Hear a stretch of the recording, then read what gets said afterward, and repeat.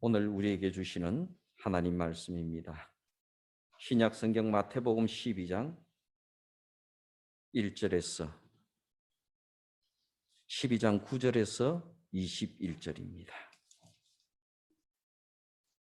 본문 말씀을 읽을 때 오늘 우리에게 말씀하시는 주의 음성을 들으시기를 바랍니다. 거기에서 떠나 그들이 회당에 들어가시니 한쪽 손 마른 사람이 있는지라. 사람들이 예수를 고발하여 하여 물어 이르되 안식일에 병 고치는 것이 옳으니이까. 예수께서 이르시되 너희 중에 어떤 사람이 양 한 마리가 있어 안식일에 구덩이에 빠졌으면 끌어내지 않겠느냐. 사람이 양보다 얼마나 더 귀하냐. 그러므로 안식일에 선을 행하는 것이 옳으니라 하시고 이에 그 사람에게 이르시되 손을 내밀라 하시니 그가 내밀매 다른 손과 같이 회복되어 성하더라. 바리새인들이 나가서 어떻게 하여 예수를 죽일까 의논하거늘 예수께서 하시고 그 길을 떠나가시니 많은 사람이 따르는지라. 예수께서 그들의 병을 다 고치시고 자기를 나타내지 말라 경고하셨으니 이는 선지자 이사야를 통하여 말씀하신 바 보라 내가 택한 종 곧 내 마음에 기뻐하는 바 내가 사랑하는 자로다. 내가 내 영을 그에게 줄 터이니 그가 심판을 이방에 알게 하리라. 그는 다투지도 아니하며 들레지도 아니하리니 아무도 길에서 그 소리를 듣지 못하리라.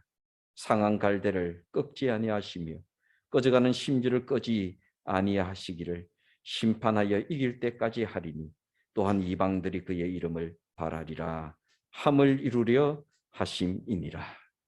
아멘. 오늘 본문 말씀으로 설교의 제목을 주님은 그렇게 사셨습니다 라는 제목으로 묵상을 하고자 합니다. 주님은 그렇게 사셨습니다.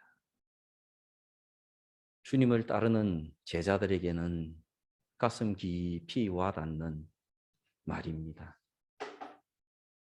우리들은 항상 어떻게 살 것인가? 그 문제에 대해서 많은 생각을 하고 살아갑니다. 그러면서 항상 우리들의 마음속에는 예수님께서 어떻게 사셨을까? 예수님께서 사신 그 모습을 닮아가기를 원한다 하는 마음이 있기 때문에 예수님께서 그렇게 사셨습니다. 주님께서 그렇게 사셨습니다 하는 것은 우리들의 마음을 잔잔하게 만들어줍니다. 그리고 부족하지만은 나도 그렇게 살려고 기도해야지 하는 생각을 가지게 됩니다. 성도 여러분, 완벽하게 살지 못한다 그래서 너무 자기 자신을 질책하지 마십시오. 하나님께서는 성경을 우리에게 선물로 주셨는데 그 성경 속에 완벽한 사람은 아무도 없습니다. 모세도 보면 뭐가 완벽합니까? 성질 난다고 그 귀한 하나님께서 직접 써주신 십계명을 집어 던진 사람이 모세 아닙니까? 누가 완벽합니까?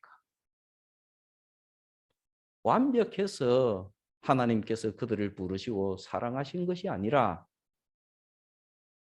그들이 하나님 앞에 엎드렸기 때문에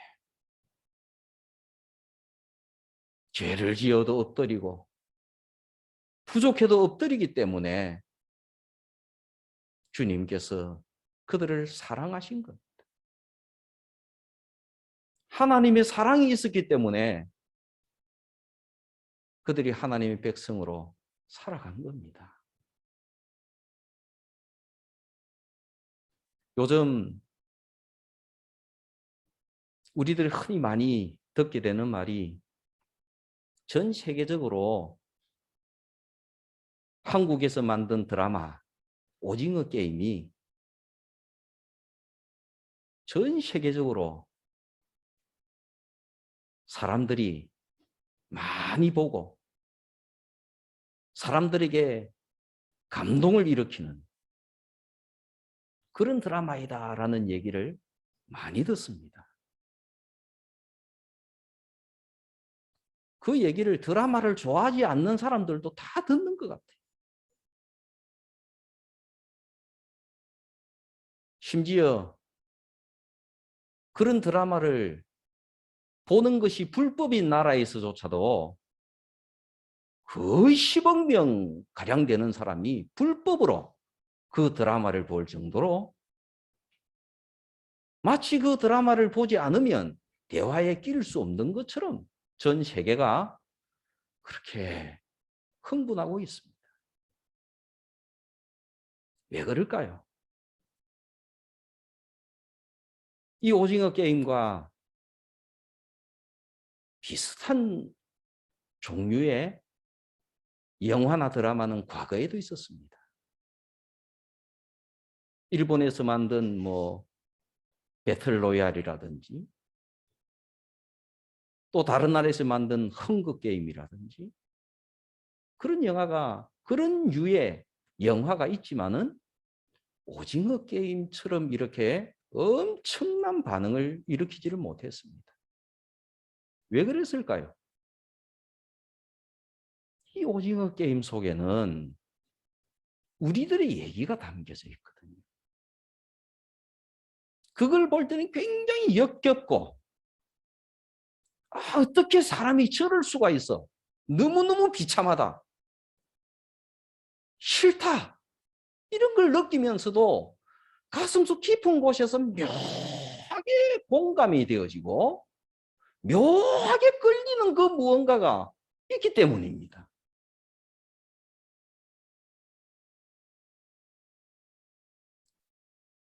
이 드라마가 나타내는 것은 현대 사회를 드러내고 있는 겁니다. 특별히 한국 사회.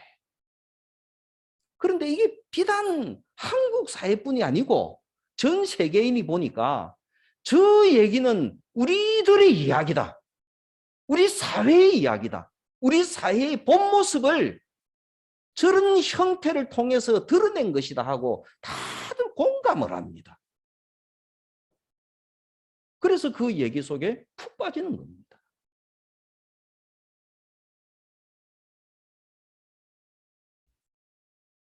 그러면서 한편으로 그렇게 생각합니다. 이야, 우리가 어쩌자고 이런 세상을 우리가 만들어냈을까?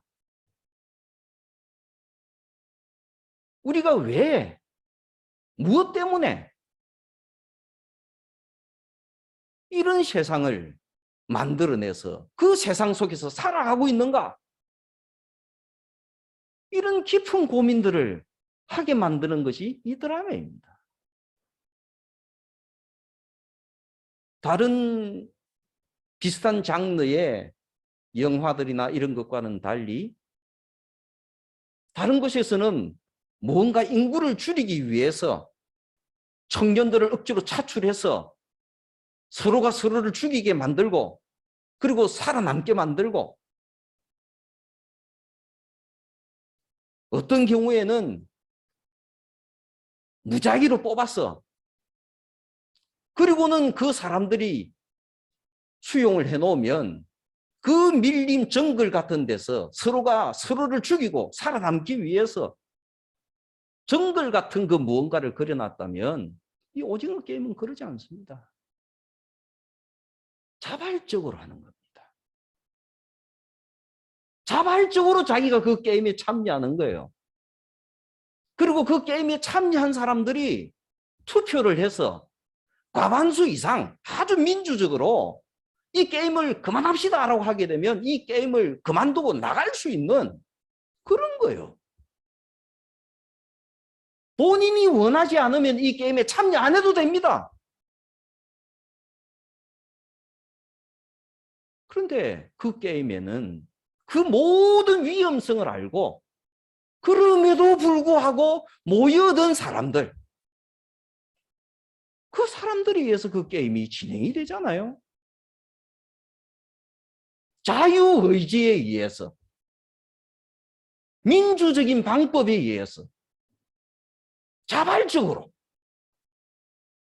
참여를 하는 것입니다. 그리고 그 게임은 규칙이 정말 잘 지켜집니다. 다른 것과는 달리 여기에는 굉장히 규칙이 엄격해요. 이 룰을 어기게 되면 탈락입니다. 물론 영화 속에는, 드라마 속에는 이 탈락이라는 것이 죽음으로 나와요. 심지어 이 게임을 지도하는 관리인들조차도 이 룰을 어기게 되면 처벌을 받습니다. 규칙이 없는 것이 아니라 규칙이 아주 뚜렷한 거예요. 그래서 공평합니다.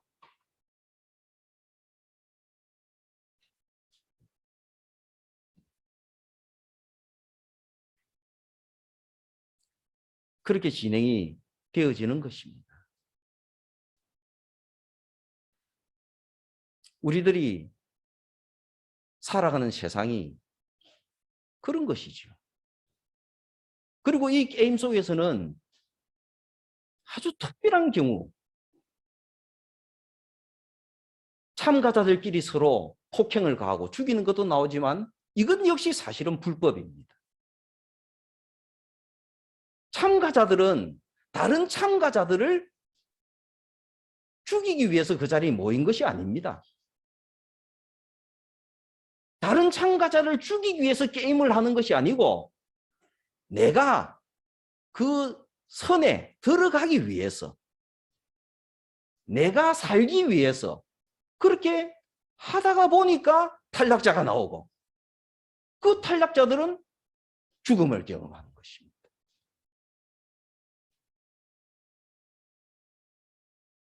이것이 현재 우리 사회이다라고 얘기를 하는 것이죠. 우리도 남들과 경쟁을 하면서 살아갑니다. 그런데 남을 죽이기 위해서 경쟁하지 않습니다. 예를 들면 대학교 시험을 쳐도 다른 사람을 탈락시키기 위해서 대학교 시험 치지 않습니다. 내가 붙기 위해서 대학교 시험을 치는 거예요. 모든 게 그렇지 않습니까? 그런데 그 결과는 누군가 탈락자가 나오게 되어져 있고 그 탈락자는 죽음과도 같은 고통을 경험하는 것이 이 사회이지 않습니까? 우리는 누구든지 오늘도 원하기만 하면 그 게임에 참여 안 할 수도 있습니다. 내가 대학을 안 갈 수도 있고 직장에 안 갈 수도 있는 거예요. 그런데 안 가고는 할 수 없는 그 무언가가 우리 개인들에게 다 사연이 있습니다. 그리고 또 이렇게 다들 힘들어서 게임에 참여하는 사람도 있는 반면에 그걸 지켜보고 있는 사람들도 있습니다. 이 게임하고는 별 관계없이 관전을 하고 있는 사람도 있어요.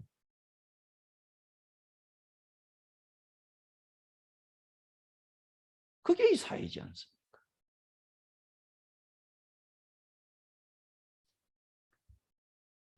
어쩌다가 사람들이 왜 이렇게밖에 살 수 없는 괴물 같은 세상을 만들었을까?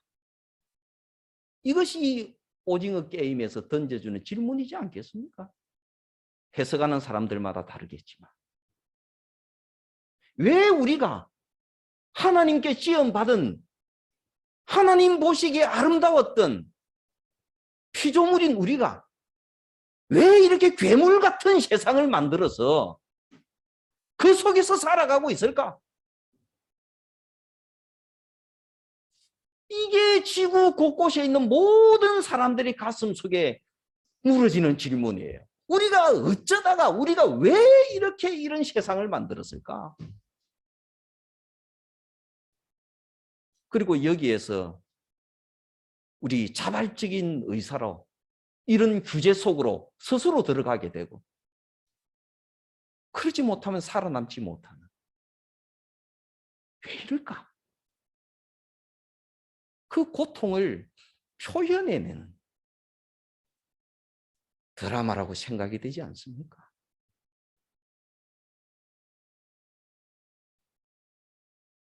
다르게도 살 수 있었을 텐데요.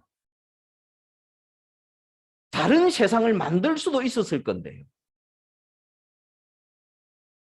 심지어 이 오징어 게임이 어떤 아주 참 집에는 집안 안에서도 이런 게임이 일어나는 것을 봅니다. 이런 모습들이 학교에서도 보이고 심지어 예배당 안에서도 보여요. 국가 안에서는 말할 것도 없고 직장 안에서는 말할 것도 없고 그래서 우리 그리스도인들은 이런 부류의 영화들을 사회를 알려주는 영화나 드라마를 바라보면서 마음속 깊은 고민을 가지게 되는 겁니다. 하나님이 원하시는 세상은 뭘까? 하나님께서 우리를 아름답게 창조하시고 하나님의 형상으로 창조하셨는데 하나님께서 창조하셨을 때 그 본래적인 하나님의 뜻은 무엇일까? 어떤 세상을 만들 수 있도록 하나님은 우리를 지으셨을까?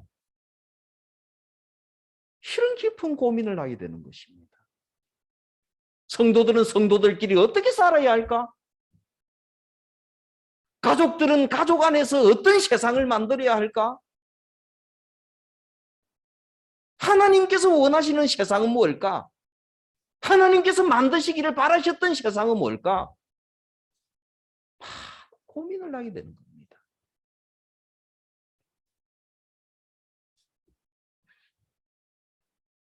예수님은 어떻게 사셨을까요? 오늘 본문 말씀에 예수님을 고발하기 위해서 나서는 사람들이 나옵니다. 예수님께서 안식일 날 회당에 들어가셨는데 한 사람이 다른 유대의 말의 책에 의하면 그 사람이 오른손이 마른 사람이에요. 그리고 이 사람의 직업이 석공이에요. 석공이 오른손이 말라서 전혀 힘을 쓸 수 없는 그런 상황에 놓인 사람이 안식일 날 회당에 있어요. 거기 사람들도 많이 있고 다 예수님을 믿는 사람들이잖아요. 다 하나님을 믿는 사람들이잖아요. 예배드리러 나왔어. 그때 예수님께서도 보셨죠. 거기 있던 사람들 중에서 왜 회당 안에 그렇게 못된 사람들도 있을까요? 나 참 일이죠.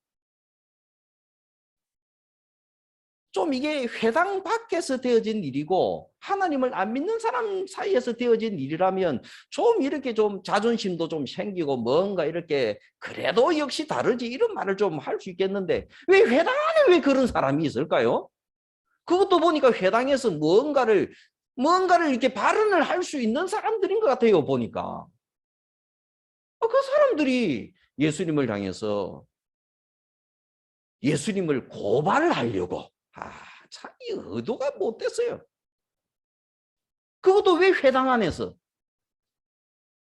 서로가 서로를 고발하려고 다 다르지 않습니까? 회당마저 그러면 어쩌란 말이에요. 회당마저 그러면 예수님을 고발하려고 질문을 했다. 이렇게 얘기가 나오죠.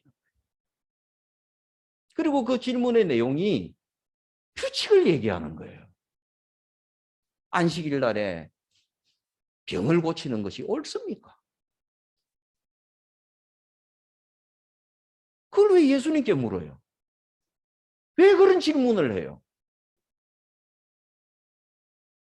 그러니까 예수님께서 질문을 하니까 예수님은 대답하시는 거죠. 단순하게 생각을 해봐라. 상식적으로 생각을 해봐라.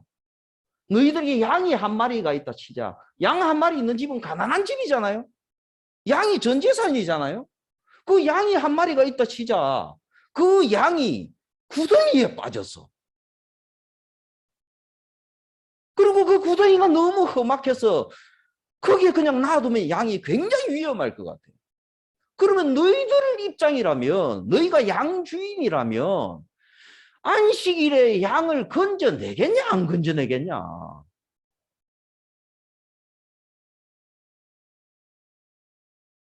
그런데 사람들이 너무나도 당연한 질문을 하시니까 그냥 가만히 있는 거예요. 대답도 안 하고. 봐라. 너네들이 그 양을 왜 건져내냐? 너희들 양이잖아. 너희들 그 양을 아끼잖아. 그 양을 사랑하잖아. 그 양을 잃어버리면 너무너무 마음이 아프잖아. 너희들 거니까. 그 양이 불쌍하니까 건져내지 않느냐? 안식일이라도. 사람이 상식적으로 생각하면 사람이 양보다 더 얼마나 귀하냐. 그런데 이런 질문을 나한테 하고 있냐 지금?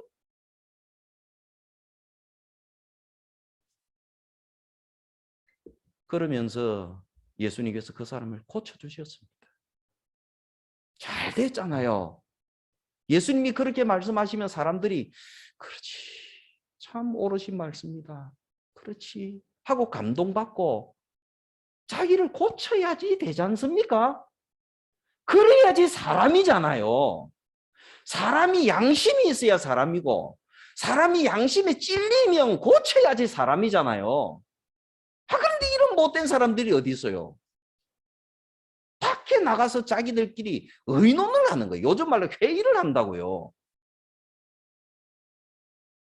회의의 주제가 뭐가 돼야 됩니까? 특히 회당 다니는 사람들이 어떻게 하면 사람을 살릴까? 이게 회의 주제가 돼야지. 어떻게 하면 저 예수를 죽일까? 그렇게 회의했다는 거 아닙니까? 회당이 사람을 살리는 곳이 되어야지. 회당이 사람을 불쌍히 여기는 곳이 되어야지. 회당이 사람을 보듬어 주는 곳이 되어야지. 어떻게 이런 회의를 회당에서 할 수 있는 거예요?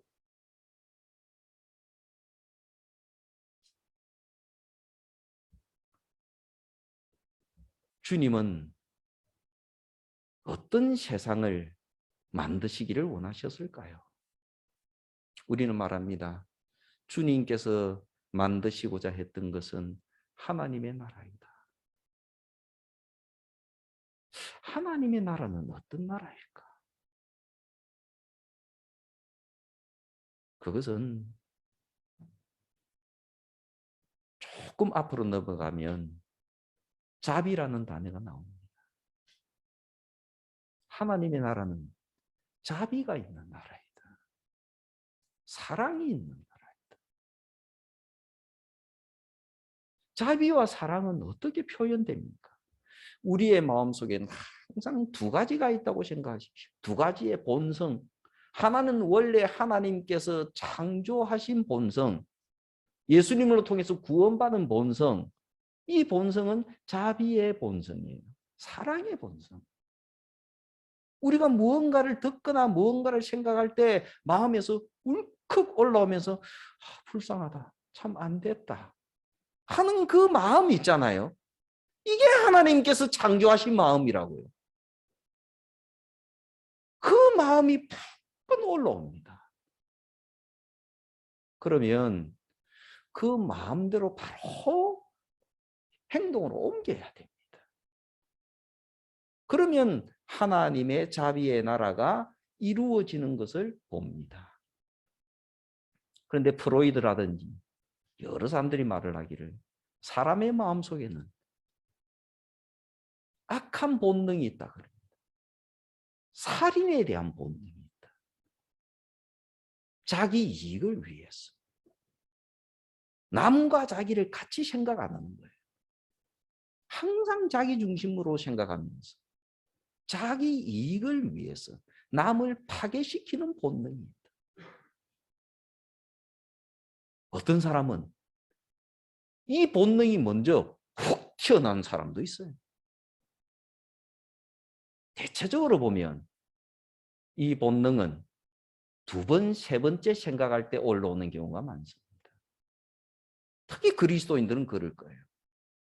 그리스도인들은 항상 양심의 찔림을 많이 받습니다. 그래서 첫 번째 우러나오는 마음이 주님께서 회복시켜 주신 새로운 피조물로서의 본능이 처음에 훅 올라올 때가 많습니다. 그런데 돌아가서 두 번, 세 번 곰곰이 생각하면 이 본능이 어느 틈인가 사라지고 두 번째 본능이 올라오는 경우가 많습니다. 어쩌면 하나님 나라를 위해서 우리 그리스도인들은 단순하게 살아야 됩니다. 주님은 인생을 그렇게 복잡하게 살지 아니하셨습니다. 주님은 단순하게 사셨습니다. 마음에 하나님께서 지으신 그 마음대로, 우러나는 마음대로. 안식일의 규정은 그 다음입니다. 배가 고픈 사람이 안식일에 미리삭을 잘라 먹는 거, 당연한 거 아니냐? 그렇게 하셨습니다. 안식일 회당에서 오른쪽 손 마른 사람을 보니까 불쌍한 마음이 올라오시는 거예요. 그래서 고쳐주신 거예요. 두 번, 세 번 생각하는 사람들은 규정을 생각을 했습니다. 규칙을 생각을 했죠.